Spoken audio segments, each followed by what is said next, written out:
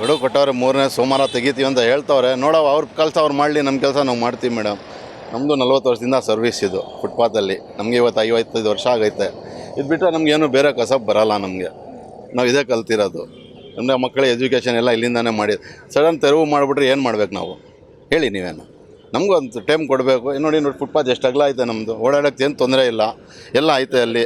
ತೊಂದರೆಗಿಂದ ನೋಡಿ ಕಾರ್ಪೊರೇಷನಿಂದ ಕಾರ್ಡ್ ಕೊಟ್ಟವ್ರೆ, ಎಲ್ಲ ಕೊಟ್ಟವ್ರು ನಮಗೆ. ತೆರವು ಮಾಡ್ತೀವಿ ಅಂದರೆ ಏನು ಮಾಡಬೇಕು? ಏಕಾಏಕಿ ಮಾಡಿಬಿಟ್ರೆ ಹೆಚ್ಚು ಕಮ್ಮಿ ಮೈಸೂರೊಳಗೆ ಏನು 3-4 ಸಾವಿರ ಜನ ಇದ್ದಾರೆ ಫುಟ್ಪಾತ್ ವ್ಯಾಪಾರಿಗಳು. ಥ್ರೋತ್ ಕರ್ನಾಟಕ ಸೇರಿಸ್ರೆ 40-45 ಸಾವಿರ ಜನ ಇದ್ದಾರೆ. ಇವರೆಲ್ಲ ಏನು ಮಾಡಬೇಕು? ಇಲ್ಲ ಕೆಲಸ ಕೊಟ್ಬಿಟ್ರೆ ಗೌರ್ಮೆಂಟಿಂದ ನಮಗೆ ನಾವು ಬಿಟ್ಬಿಡ್ತೀವಿ ವ್ಯವಹಾರ. ಕೆಲಸ ಕೊಡು, ಕಾರ್ಪೊರೇಷನಲ್ಲಿ ಎಲ್ಲಾದರೂ ಒಂದು ಕೆಲಸ ಕೊಡಿಸ್ಬಿಡ್ಲಿ. ಇವಾಗ ನಮಗೆ ಅಲ್ಲಿ ಕೆಲಸಕ್ಕೆ ಯಾರು ಸೇರಿಸ್ಕೊಡ್ತಾರೆ ಹೇಳಿ? ಅಲ್ವಾ, ಇಷ್ಟೊಂದು ವರ್ಷ ಆಗೈತಲ್ಲ. ನಾವು ಹೇಳ್ತೀವಿ ಅವ್ರಿಗೆ ಎಲ್ಲಿ ಕಷ್ಟ ಆಯ್ತು ಅಲ್ಲಿ ಮಾಡಲಿ, ತೆರವು ಅಡ್ಜಸ್ಟ್ ಮಾಡಿ ಕೊಡಲಿ.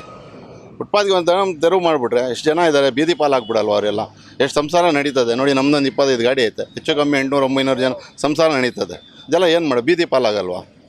ಈಗ ಶಿವಕುಮಾರ್ ಅವ್ರು ಸರ್ ಏನು ಮಾಡ್ತಾಯಿಲ್ಲ, ಸುಪ್ರೀಂ ಕೋರ್ಟ್ ಆರ್ಡ್ರ್ ಅದು. ಅದಕ್ಕೆ ಅಪೀಲ್ ಆಗಬೇಕು ನಮ್ಮ ಮುಖ್ಯಮಂತ್ರಿ ಅವರು.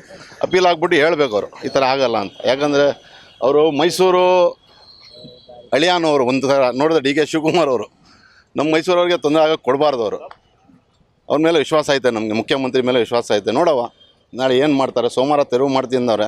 ಅದ್ರ ಬಗ್ಗೆ ನಾವು ಎಷ್ಟು ಯೋಚನೆ ಮಾಡಿ ಪ್ರೊಟೆಕ್ಷನ್ ಅದು ಮಾಡೋಕ್ಕೆ ಹೇಳಿದ್ವಿ. ನಮ್ಮ ಅಧ್ಯಕ್ಷರಿಗೂ ಹೇಳಿದ್ವಿ, ಭಾಸ್ಕರ್ ಅವ್ರಿಗೆ. ಅವರು ಪ್ರೊಟೆಸ್ಟ್ ಮಾಡ್ತೀನಿ ಅಂದವ್ರೆ. ಎಲ್ಲ ಸರಿ ಮಾಡವು. ಬೇರೆ ಕಡೆ ಕೊಡೋಲ್ಲ ಮೇಡಮ್ ಅವರು, ಬೇರೆ ಕಡೆ ಎಲ್ಲೋ ತೊಗೊಂಡೋಗಿ ಹಾಕ್ತಾರೆ ಅವರು. ವ್ಯಾಪಾರ ಇಲ್ಲದಿರೋ ಜಾಗ, ಜನ ಇಲ್ಲದಿರೋ ಜಾಗ ಆಗ್ಬಿಟ್ರೆ ನಾವು ಏನು ಮಾಡಬೇಕಲ್ಲಿ? ಯಾರೂ ಬರೋಲ್ಲ ಅಲ್ಲಿ ಅಲ್ವಾ? ಸಿಟಿಯಲ್ಲಿ ಇದ್ದರೆ ನಮಗೆ ಸಿಟಿಯ ಜನರು ಬರ್ತಾರೆ. ಎಲ್ಲ ಯಾರು ಶಾಪಲ್ಲೇ ತೊಗೊಳ್ಳಲ್ಲ ಸರ್, ಎಲ್ಲ ಬಡವರು ಇದ್ದಾರೆ.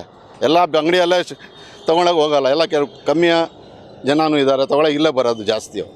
ಅದಕ್ಕೆ ನಾವು ಇಲ್ಲಿ ಹಾಕ್ಕೊಂಡಿದ್ದೀವಿ. ನೋಡವ ಕಾರ್ಪೊರೇಷನ್ ಅವ್ರು ಹೇಳವ್ರೆ, ಮೇಡಮು ಮಾತಾಡೋಲ್ಲ. ಇವಾಗ ಹೊಸ ಮೇಡಮ್ ಬಂದವ್ರೆ, ಎಸ್ ಸಿ ಮೇಡಮ್ ಅವರು ಏನೋ ಮಾಡ್ತೀನಿ ಅಂತ ಹೇಳವ್ರೆ. ನೋಡವ ಮೇಡಮ್ ಅದೇನಿತ್ತು ಅದು ಮಾಡಿಬಿಟ್ಟು ನಾವು ಪ್ರೊಟೆಸ್ಟ್ ಮಾಡ್ತೀವಿ ನಾವು.